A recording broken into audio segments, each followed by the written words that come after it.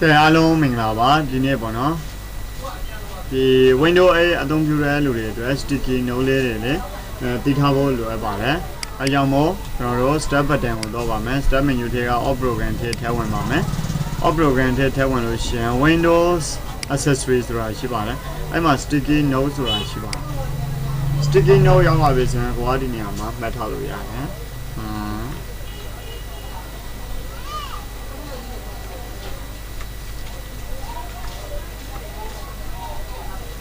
Tomorrow tomorrow I will go to downtown ကဲနောက်ထပ် sticky note လေးတစ်ခုထည့်မယ်ကိုကြိုက်တဲ့နေရာမှာထားလို့ရနော်ကဲနောက်ထပ် note လေးတစ်ခုထည့်မယ်ဆိုရင်ဒီမှာထားဒီမှာထည့်မယ်ပြီးရင်အပေါ်မှာတင်ထားမယ်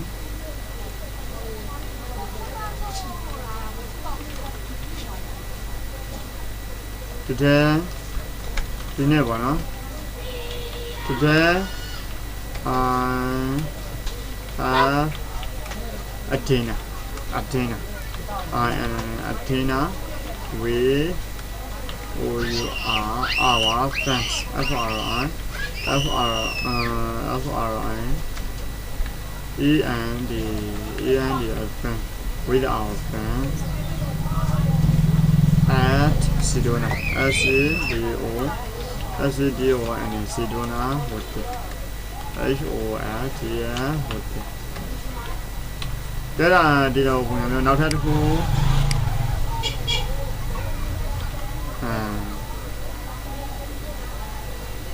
my BIRTD1. My body is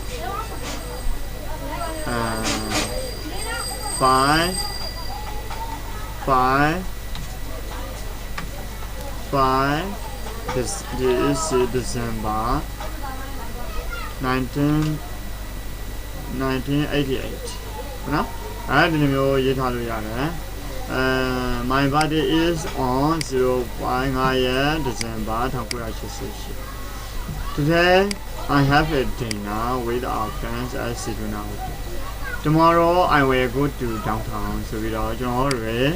ဒီမျိုး sticky note လေးတွေကိုရေးပြီးတော့ desktop ပေါ်မှာကိုယ်ကြိုင်နေတဲ့နေရာမှာတင်ထားပေးလို့ရတယ်ပေါ့နော်။ကြည့်တော့ဆိုရင်တော့ဒီကောင်လေးတွေလည်းအချုံချင်းလေးတွေလုပ်လို့ရတယ်။ကိုမလို့ခြင်းတဲ့ sticky note လေးတွေကိုတော့ဖြတ်ထားလို့ရတယ်ပေါ့နော်။ဥပမာအဲဒီတော့ဒီ today I have a dinner ကိုဖြတ်လိုက်မယ်ဆိုရင်ဒီနေရာမှာControl D ကိုနှိပ်လိုက်ပါနော်နှိပ်လိုက်တယ်ဖြတ်မှာလား delete no sticky note ကိုပြန် delete no လားဖြတ်မလားမဖြတ်ဘူးလား Are you sure you want to delete this note ဒီ note ကိုဖြတ်မလားဖြတ်မယ်yes ပေါ့ကဲဒါပြန်ပြတော့ဒီနှစ်ခုကတော့ထားလိုက်မယ်ကဲ sticky note လေးတွေကိုအဲ့လိုမျိုး desktop ပေါ်မှာတင်ပြီးတော့ရေးထားခြင်းနဲ့ဆိုရင်ကိုယ်ကို delete ပေးတဲ့အနေနဲ့ပေါ့နော်လုပ်ထားခြင်းနဲ့ဆိုရင် window အိမ်မှာဒီ window ကိုတော့မယ် window ကနေပြီးတော့ကျွန်တော်ကဒါ window semester တုံးရတော့ပေါ့နော် off program တော့မယ် off program ကနေပြီးတော့ဒီ window accessory ထဲမှာ sticky note ဆိုတာရှိရပေါ့နော် sticky note ကိုကျွန်တော်တို့ကကိုရေးပြီးတော့မှတ်ထားလို့ရတယ်ကိုထားခြင်းတဲ့နေရာမှာကတ်ထားပေးရင်လည်းရတော့ပေါ့နော်ဒီကျွန်တော်ကတော့ဒီအောင်သားလေးမှာပဲထားပေးမယ်ဒီဘက်ကိုဖြတ်မယ်ဆိုရင်ဒီဘက် select မှတ်လိုက်လို့ရှိရင်ဒီမှာအပေါင်းပုံလေးပေါ်လာတယ်ဒီဘက်မှာကျန်ဖြတ်မဲ့ပုံစံမျိုးပေါ်လာတယ်ဒီဘက်မှာဒီကောင်လေးနှိပ်လိုက်လို့ရှိရင်ဒီဘက်မှာအပေါင်းသင်္ကေတလေးပေါ်နေတယ်သူကထပ်ထည့်လို့ရတာပေါ့နော်ဒီမှာတကူထပ်ထွက်လာပေါ့မလို့ရင်ဦးဆိုရင်တော့ဒီကောင်ကို delete လုပ်လိုက်ပေါ့ yes ဖြစ်ပြလိုက်ဒါဆိုရင်ပြတ်သွားတော့ပေါ့နော်တဲ့ဒါဆိုရင် sticky note လေးကိုလည်းသုံးသပ်လိမ့်မယ်လို့ထင်ပါတယ်အားလုံးပဲကျေးဇူးတင်ပါ